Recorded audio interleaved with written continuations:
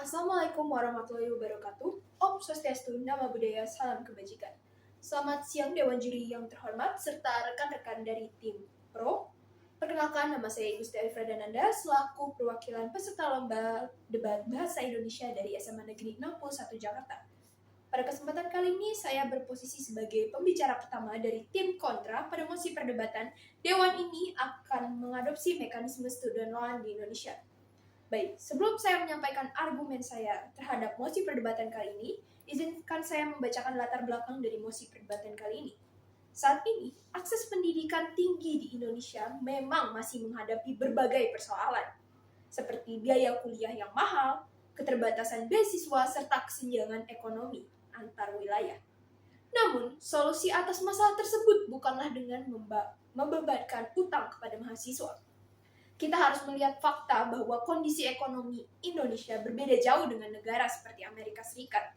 Tingkat pendapatan masyarakat Indonesia masih relatif rendah, lapangan pekerjaan yang belum merata, dan angka pengangguran lulusan perguruan tinggi yang masih cukup tinggi.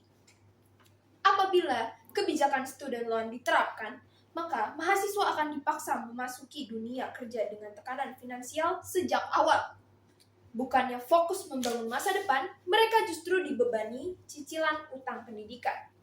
Padahal, sesuai dengan pasal 31 Undang-Undang Dasar 1945, negara berkewajiban mencerdaskan kehidupan bangsa. Artinya, negara harus memperluas akses pendidikan melalui subsidi dan pemerataan bantuan, bukan mengubah pendidikan menjadi beban finansial pribadi. Sebelum masuk ke argumentasi, saya akan membacakan definisi agar pembahasan kita pada perdebatan kali ini tidak melebar. Yang pertama adalah student loan. Student loan adalah sistem pembiayaan pendidikan tinggi melalui pinjaman yang nantinya wajib dibayar kembali oleh mahasiswa setelah lulus, biasanya disertai bunga atau cicilan. Baik, saya akan memulai argumentasi saya dalam hitungan 3, 2, 1. Kami berpandangan bahwa pendidikan adalah hak dasar warga negara, bukan beban utang yang harus ditanggung generasi muda sejak awal kemerdekaan mereka. Mengadopsi sistem student loan justru akan memperparah ketimpangan sosial dan menimbulkan masalah ekonomi jangka panjang bagi masyarakat Indonesia.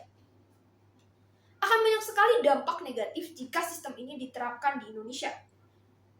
Yang pertama adalah dampak ekonomi, yaitu meningkatnya utang generasi muda, gagal membayarkan pinjaman, dan ketidakstabilan ekonomi masyarakat.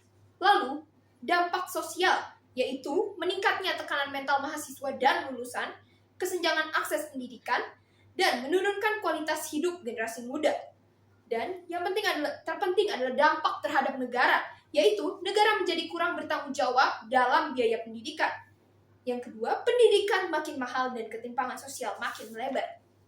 Lalu, kami selaku tim kontra pada mosi perdebatan kali ini memiliki 4 argumen mengapa kami tidak setuju dengan mosi perdebatan hari ini. Yang pertama, student loan menjerat generasi muda dalam lingkaran hutang. Tim Pro mengatakan bahwa student loan membantu mahasiswa membayar kuliah terlebih dahulu dan baru dibayarkan setelah bekerja. Namun, masalah utamanya bukan kapan dibayar, melainkan fakta bahwa mahasiswa tetap dibebani oleh hutang. Di Amerika Serikat sendiri, jutaan lulusannya mengalami krisis utang pendidikan akibat sistem student loan ini. Lalu, bagaimana jika sistem ini diterapkan di Indonesia? Dampaknya akan lebih buruk karena yang pertama, gaji awal lulusan di Indonesia relatif lebih rendah. Lalu, yang kedua, kesempatan kerja di Indonesia belum merata. Dan yang ketiga, banyak lulusan belum langsung mendapatkan pekerjaan tetap. Akibatnya, banyak lulusan berpotensi gagal membayar atau menunda kebutuhan hidup. Jadi, student loan bukan menyelesaikan masalah pendidikan, tetapi hanya memindahkan masalah menjadi beban utang jangka panjang. Lalu, argumentasi kedua, student loan justru memperbesar ketimpangan sosial. Tim Pro seringkali mengatakan bahwa student loan memperluas akses pendidikan, namun pada faktanya justru memperkecil akses pendidikan. Bagi keluarga mampu, pinjaman mungkin bukan masalah. Namun, bagi masyarakat miskin, utang justru menjadi ancaman karena mereka takut. Yang pertama, jika tidak mendapat pekerjaan, yang kedua, jika gajinya kecil, dan yang ketiga, bahkan gagal untuk membayar cicilan. Akibatnya, banyak siswa dari keluarga tidak mampu justru memilih tidak kuliah karena takut terjebak oleh hutang. Artinya, kebijakan ini tidak benar-benar menciptakan akses pendidikan yang adil. Lalu, argumentasi ketiga, pendidikan akan berubah menjadi komoditas bisnis. Ketika pendidikan bergantung pada pinjaman, kampus dapat terdorong menaikkan biaya kuliah karena merasa mahasiswa tetap bisa membayar menggunakan utang. Kita tidak ingin pendidikan menjadi barang mewah yang hanya bisa diakses dengan cara berutang. Lalu, argumentasi keempat, negara lain berhasil. Ini sangat tidak relevan di Indonesia. Tim Pro sempat mengatakan bahwa banyak negara telah menetapkan student loan. Namun, kami menilai argumen ini tidak relevan karena kondisi ekonomi setiap negara berbeda. Seperti yang kami sampaikan di awal, Amerika Serikat justru menjadi contoh buruk akibat besarnya utang mahasiswa. Kebijakan ini sangat tidak cocok diterapkan di Indonesia karena Indonesia belum memiliki jaminan lapangan pekerjaan yang kuat, rata-rata pendapatan yang tinggi, serta perlindungan sosial yang sebaik negara maju.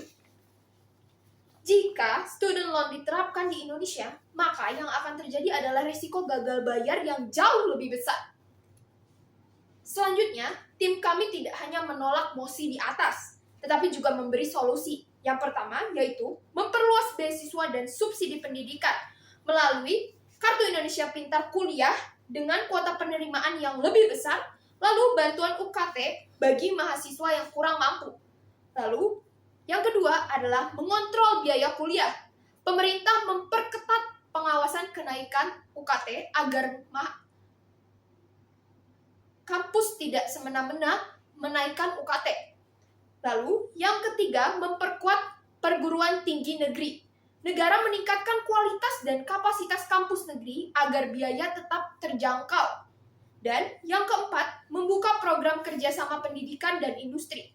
Mahasiswa dapat dibantu melalui contohnya magang berbayar seperti yang sudah dilaksanakan oleh Kemendikbudristek sejak tahun 2021, yaitu program Magang Merdeka.